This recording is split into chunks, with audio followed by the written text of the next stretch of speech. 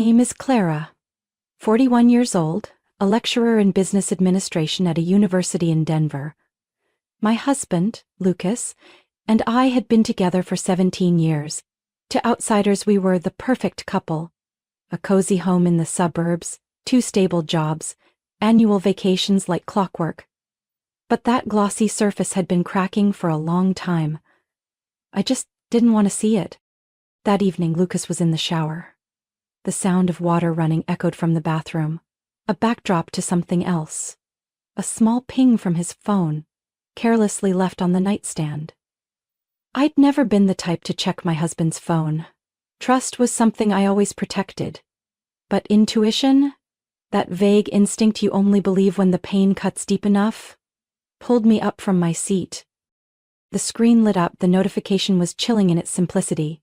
Table for 2 confirmed at Lumiere Friday at 7:30 p.m. Window seat as requested. She love it. I stood frozen. Lumiere was one of the most expensive restaurants in Denver. We had once dreamed of going there for our 10th anniversary but canceled because he had a work trip.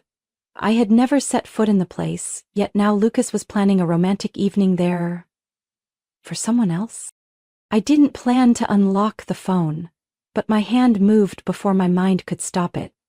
The passcode was still our wedding date. Just 4 digits. As simple as I once believed marriage to be, what I found was an entirely different world. Messages, photos, notes, even full conversations spanning almost a year with someone named Sophie, a young blonde woman who worked in the communications department at the law firm where Lucas was a partner. They chatted daily, no, hourly, about the most intimate little things from morning coffee to the dress she wore at night. And photos from a 2-day work trip to Santa Fe. Sophie curled up in Lucas's arms, his smile so bright I barely recognized the man who once stood by me through the financial crisis in 2008. I still remember how it felt, like the air had vanished from the room, replaced by a piercing metallic ringing in my ears. I wanted to throw the phone across the room, to scream. But I stood there, knuckles white, heart pounding wildly. "Have you seen my blue tie?" Lucas called from the bathroom casually, like everything was fine, like he hadn't just torched our marriage with a dinner reservation. I placed the phone back exactly where it was, burying the eruption inside me. "Second drawer," I replied, my voice flat and cold. That night, I lay beside him, back turned to Lucas, listening to his steady breathing while my body stayed taut like a drawn bow. How many times had I told myself his distance was just work stress? How often had I pretended not to notice him avoiding my eyes, making excuses to come home late, carrying unfamiliar perfume and suspiciously crisp shirts? Now I knew. Every suspicion, every gut feeling had been right. And I was no longer the blind wife. The next morning, I still kissed him goodbye like always. "Good luck with the Japanese clients this morning," I said, and Lucas nodded, completely unaware that I had already seen the candlelit dinner plans he made for Sophie on Friday night. Once the door closed behind him, I picked up my phone and called HR at the university. I requested a 3-day leave. I needed time. Not to cry, but to prepare. I had spent 17 years being the perfect wife, but now I was going to be someone else. I sat at the kitchen table, staring into a cup of coffee gone cold, feeling hollow. In less than 12 hours, the world I had trusted had been stripped bare. But instead of collapsing, something else began to take shape inside me. Sharp, calm, and terrifyingly clear. I didn't want a screaming match. I didn't want to be the woman who smashes plates and yells in the kitchen, only to be met with pity and another robotic "I'm sorry." No. If Lucas wanted a special night with Sophie, he'd have one. Just not the way he imagined. I redoubled Lucas's email. His calendar was meticulous, as if he never expected anyone to find it. 7:30 p.m. Friday, reservation at Lumiere, note clearly saying window seat, soft lighting, wine pre-arranged. A perfect evening for 2 people, with nothing to hide, except their spouses. I searched Sophie's name through his firm's employee directory. Sophie Walker, Internal Communications. It took less than 5 minutes to find her social media. Then, just one more click, Ethan Walker, Sophie's husband, an executive architect at a major design firm in downtown Denver. He had a warm smile and kind eyes. I didn't know Ethan, but I knew what betrayal felt like, and I thought, maybe he should know, too. Of course, I couldn't just call a stranger and say, "Your wife is sneaking around with my husband." I needed a different approach. Subtle, believable, and effective. As a university lecturer, I had one special privilege: inviting guest speakers for our seminars. So I crafted the perfect email, formal, concise, and completely professional. Dear Mr. Ethan Walker, my name is Clara Whitmore and I currently teach project management at Metro Denver University. We are hosting a speaker series on sustainable urban design and came across your recent work in the Rivergate Business District. If you're interested, I'd love to discuss the possibility of inviting you as a guest speaker. I've scheduled a dinner for this Friday at Lumiere 7:30 p.m. to talk through the details. It would be an honor to meet you there. I hit send. Less than 2 hours later, Ethan replied. Thank you, Ms. Whitmore. I'm very interested in this opportunity. Friday at 7:30 at Lumiere works perfectly. I look forward to meeting you. I read that line over and over, heart pounding with a strange mix of nerves and sorrow. He didn't know yet. But he would. Not through anger, but through the clarity of truth. The hardest part was next. Booking the table. I called Lumiere directly. Good evening, the hostess answered. We have a few tables left for Friday. Do you have a preference? A table for two near the window if possible, I said calmly, and if there's one available near the reservation under Hamilton and Rothman, ideally next to theirs, we're potential partners and would like to be nearby. A half-truth. And it worked. Certainly, ma'am, I'll seat you near them. Any special requests for wine or the menu? Just a good view, I replied with a small smile, though she couldn't see it. Friday night. Ethan and I would be seated just steps from Lucas and Sophie, close enough to see every expression, every movement, close enough to shatter the illusion they'd built in the dark. I hung up the phone and sat still for a long moment. Everything was ready. No screaming, no accusations, just a quiet, devastating reveal. Perfectly timed. Lucas always thought I was soft. He was wrong. And Friday night would prove it. I arrived at Lumiere 20 minutes early in a teal silk dress Lucas once said was too loud for dinner, my hair in a soft bun, makeup subtle, and champagne heels I'd never worn outside the box. Until now. I didn't dress to impress anyone. I dressed for battle. And tonight's battlefield was a 5-star restaurant lit by candlelight, the soft strains of a violin and glimmering crystal glasses. The waiter led me to the reserved table, a perfect spot. From here I could see the window table, the one where Lucas and Sophie would sit. They hadn't arrived yet. I sat down and ordered a martini, my chest tightening. No matter how much I had prepared, the moment of confrontation still made it hard to breathe. Not from fear, but from finally facing a truth I had avoided for over a year. Clara Whitmore? A deep, warm voice called behind me. I turned around. Ethan Walker stood there. Tall, dressed in a dark shirt with a polite smile. He looked exactly like his photos online, though his eyes were a bit more tired, maybe from work, or maybe from what he didn't yet know was about to unfold. I'm really glad you came, I said, standing to shake his hand. Thank you for accepting on such short notice. The pleasure's mine. The topic you brought up really intrigued me, he replied, and took the seat across from me. We started with small talk about urban planning, education, and the role of sustainable architecture. I listened, nodded, asked questions. But my eyes kept drifting toward the entrance. Then they arrived. Lucas wore the gray blazer I gave him for his birthday last year. Sophie had on a tight red dress, walking confidently as if the world revolved around her. When Lucas pulled out her chair, they laughed together like they were starring in their own romantic film. Far removed from the real world, I tightened my grip on the glass and kept my tone steady as I continued speaking with Ethan. He was too kind to notice I was holding back a storm. I watched Lucas lean in, pour wine, his hand grazing Sophie's wrist. She smiled and tilted her head, the candlelight catching on her sparkling earrings. As I turned to grab my napkin, my eyes met Lucas's. He froze. His wineglass nearly slipped if not for the waiter catching it in time. Sophie followed his gaze and saw me. Before they could react, I turned back to Ethan. Excuse me for a moment, I said softly. I need to use the restroom. On my way, I planned each step. I didn't want a dramatic slap like in some TV drama. I wanted the truth, bare, cold, and undeniable.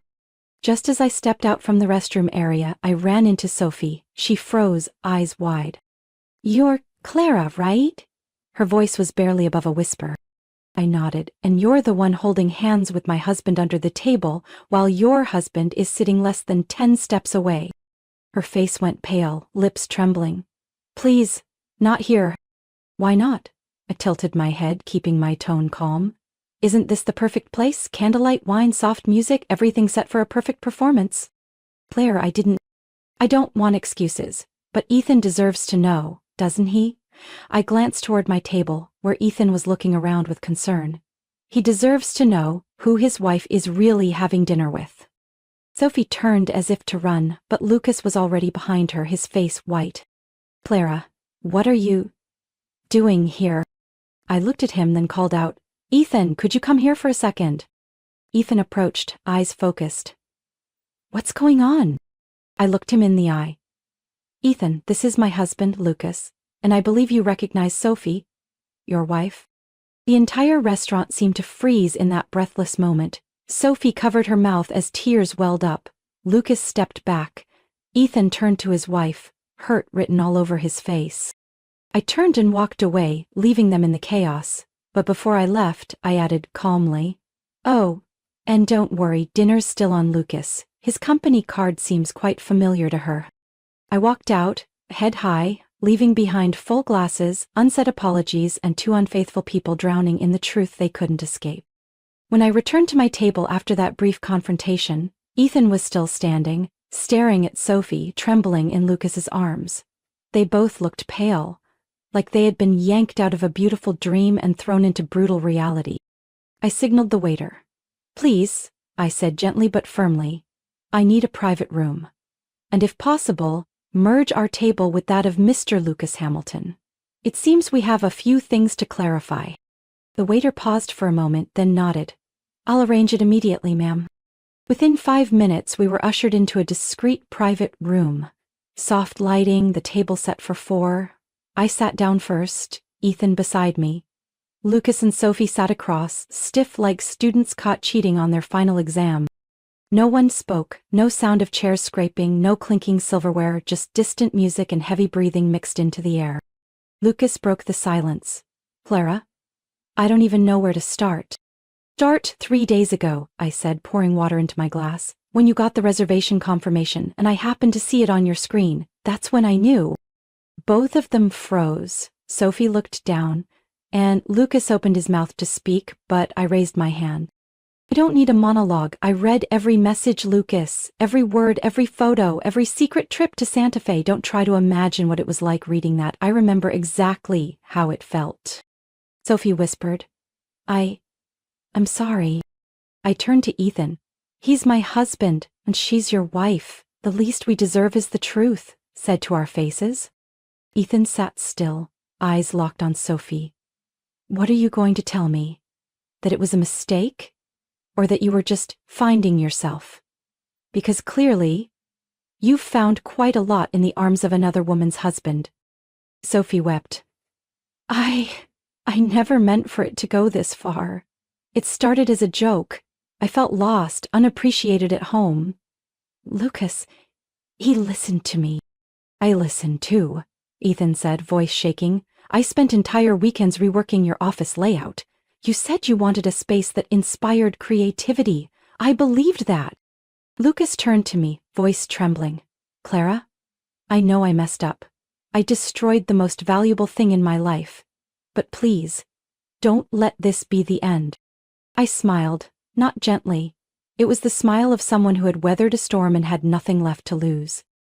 Lucas, the end didn't start tonight. It began the moment you looked at Sophie the way you used to look at me. That's when you decided that wedding vows were just words, not a commitment. He lowered his head. Sophie turned away, tears falling freely. I pulled a hotel key from my purse and placed it on the table. I'll be staying at the hotel across the street tonight. I already booked it. Nothing surprising. Lucas, you're welcome to go home. if you still have the nerve. I'll return Monday morning. It'd be best if you weren't there by then. Lucas panicked. Clara, please, don't do this. I'll do anything to fix it. You can't fix a house that's rotten at the foundation, I replied. I used to be the kind of woman who always forgave. But now, I've learned that sometimes forgiveness is just betrayal of yourself. I stood, adjusted my dress, then turned to Ethan. I'm truly sorry you had to find out this way.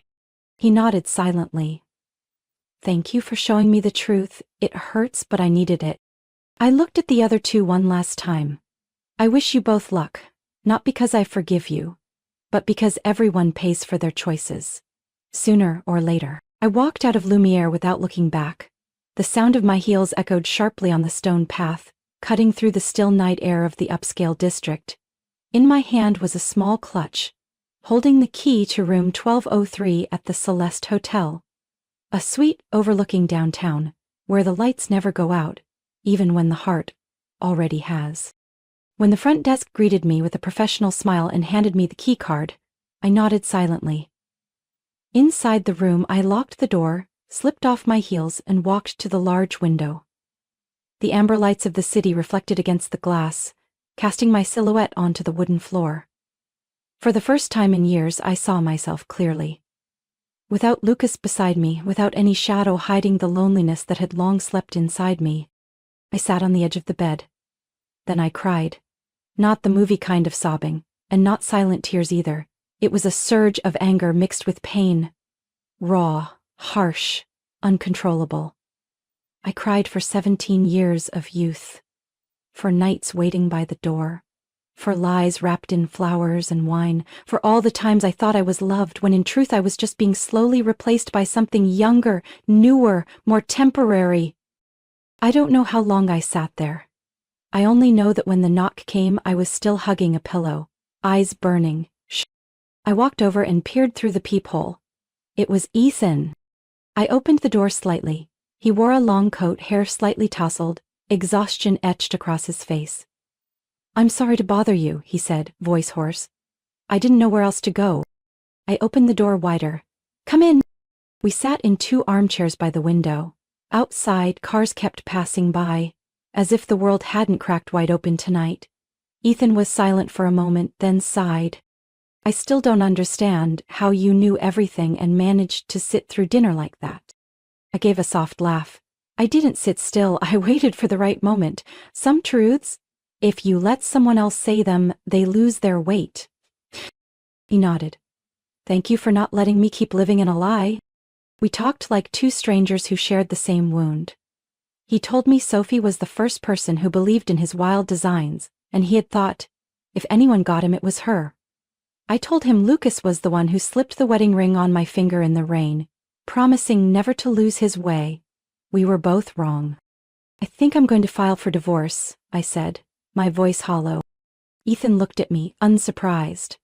I don't think I can live with someone who can pretend that well either. I looked him in the eye. I'm not angry at Lucas anymore. At least not the way I used to be. Anger doesn't last forever. But there's one thing I know for sure. I will never let myself stay in a relationship that chips away at my self-respect day by day.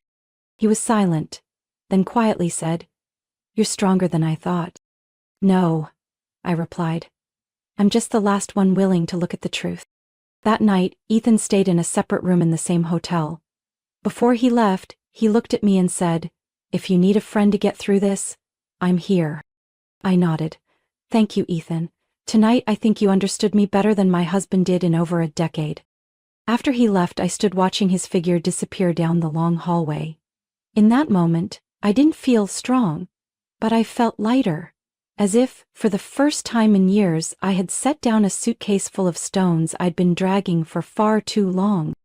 Lucas could beg, could promise, could write hundreds of apology emails, but my heart had closed to him the moment I saw the way he looked at Sophie.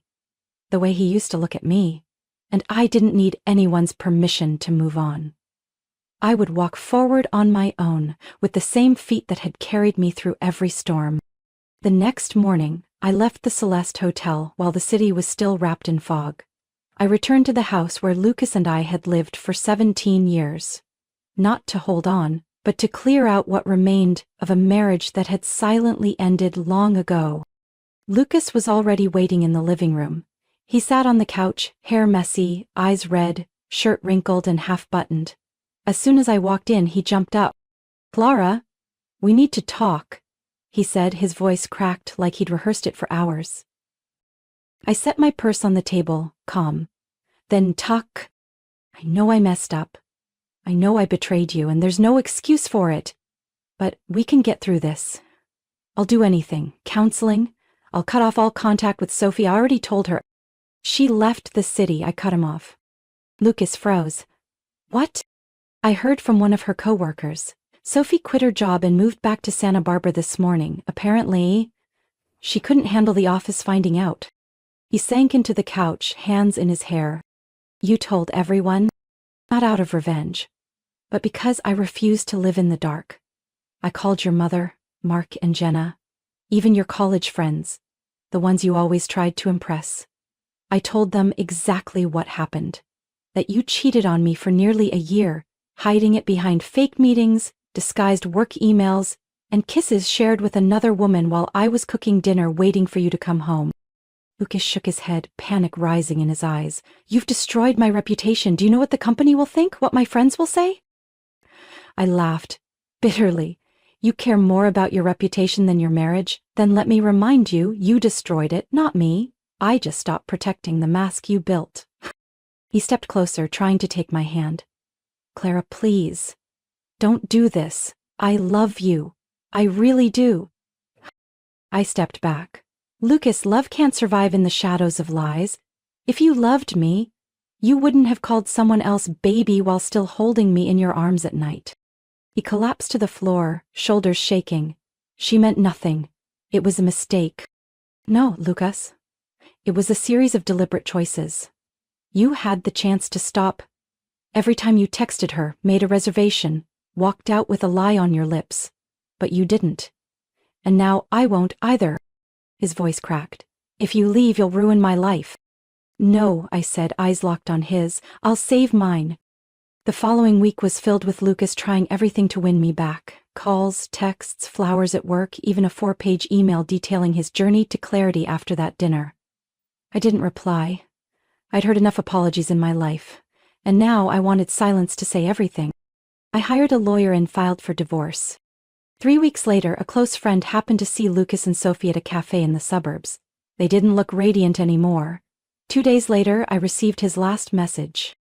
I tried to move on with her, but there's nothing left. She doesn't smile at me anymore, and I don't see you in her eyes. I didn't respond. A few days after that, I saw he had deactivated his social media accounts and temporarily stepped down from the board at work for personal reasons.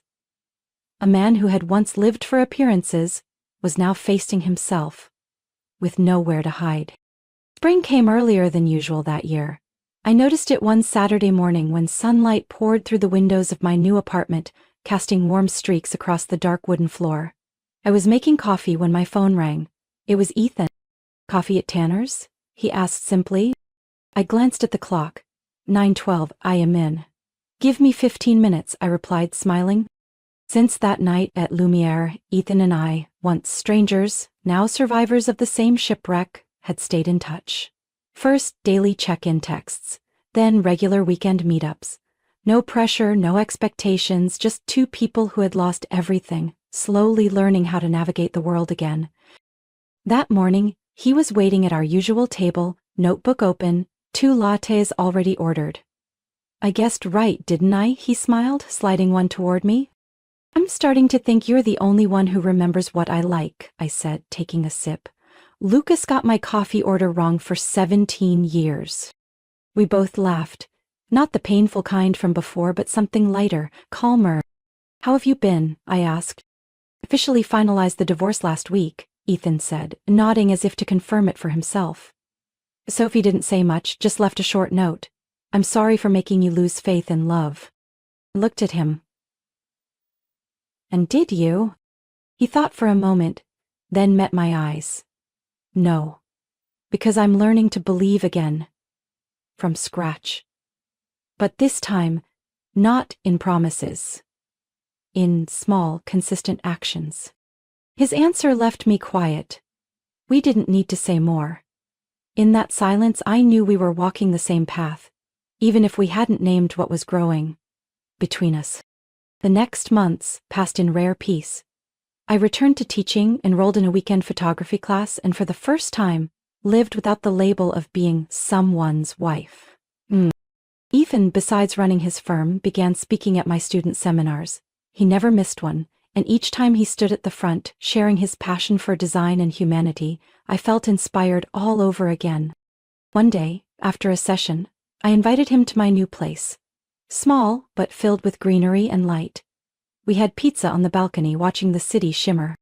"Do you think we're changing?" I asked, pulling a knit blanket over my lap. "No," he said, turning to me. "I think we're returning to who we really are." I stayed quiet. His answer warmed my heart in a way I hadn't expected. One early summer evening, walking along the river after an outdoor concert, Ethan suddenly stopped and looked at me seriously. "Clara, I'm not in a rush. I don't want to push you into anything you're not ready for, but if one day you want to try again, not with another marriage, but just a relationship built on trust, honesty, and no secrets, I'm ready." I looked at him. His eyes held no pressure, only patience and sincerity. I smiled.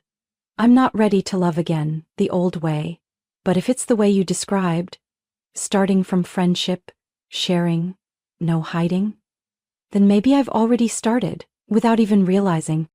Ethan said nothing. He just took my hand, gently, without urgency. That hand didn't promise anything grand, but it told me if anyone was going to help write my next chapter, it was the man standing before me. And under the soft lights, with a breeze brushing over the water, I knew I was stepping into something quiet, imperfect, but real. And this time, I wouldn't have to sacrifice my self-worth to keep love.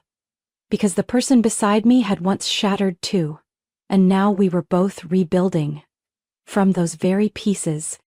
A year after that fateful night at Lumiere, I received an invitation to Professor Martha Benson's retirement celebration. My PhD advisor and someone I deeply respected. The event was held at Hotel Le Marais, elegant and calm, just like her. I arrived early, in a simple yet elegant navy dress, wearing my mother's pearl earrings.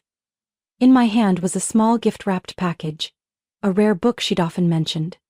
I expected nothing more than a quiet evening of conversation, laughter, and old mentors. But the moment I stepped into the ballroom, I saw a familiar figure. Lucas. He stood near the wine table, thinner, with gray at his temples, still polished but without the arrogant confidence he once wore so easily. When he turned and saw me, we both seemed to pause for a beat. Lucas walked over, wine glass in hand. "Clara," he said, his voice rougher than I remembered. "I didn't think you'd come." "I didn't think I'd see you here either," I replied, keeping my tone neutral. He gave a faint smile. "Professor Benson is the last one still in touch with me, after everything." I nodded. "She's someone who always sees the best in people." Lucas looked at me for a long moment as if searching for the right words. Finally, he sighed, eyes lowering. "I owe you an apology. A real one. Not because you need to hear it, but because I need to say it." I stayed silent. "After everything blew up, I lost more than I expected," he continued.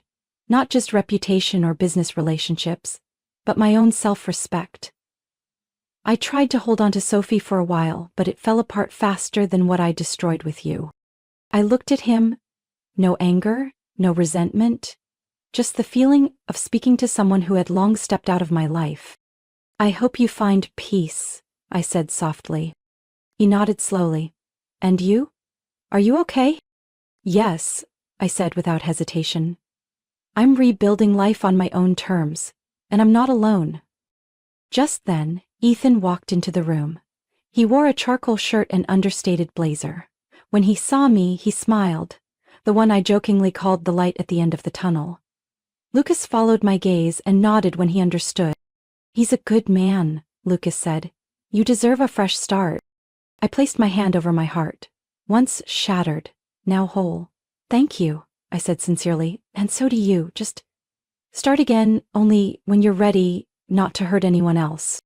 Lucas stepped back, as if giving me space to move forward. That night, Ethan and I sat side by side at the celebration. We chatted with friends, took photos, and shared a slow dance under golden lights. No grand declarations, no scripted future. Just the quiet, honest presence of two people who had once fallen apart and were now rebuilding. Not from scratch, but from cracks healed with time and trust. As we left the party, I held Ethan's hand and looked up at the starry sky. You know, I said softly, there was a time I thought betrayal was the end. Ethan gently squeezed my hand. And now? I think it was just a break, a pause so I could turn toward a better path. And we walked on, without looking back. Because the past had been closed with forgiveness, the present was painted with trust. And the future was quietly unfolding in every gentle hand I held that night. 1 year after the storm, I was no longer the woman who gave up everything for a husband who betrayed her. Now, I am Clara, strong, steady, and free. I didn't just survive the pain, I found a new beginning built on honesty and respect. Betrayal once broke me, but it also led me to a better life. I learned to place my self-worth above blind love, and in the end, I chose myself, with no regrets. What do you think of Clara's choice? Was she too strong, or was it exactly what a woman needs to do to protect her dignity? Share your thoughts below, and don't forget to follow the channel for more powerful family stories.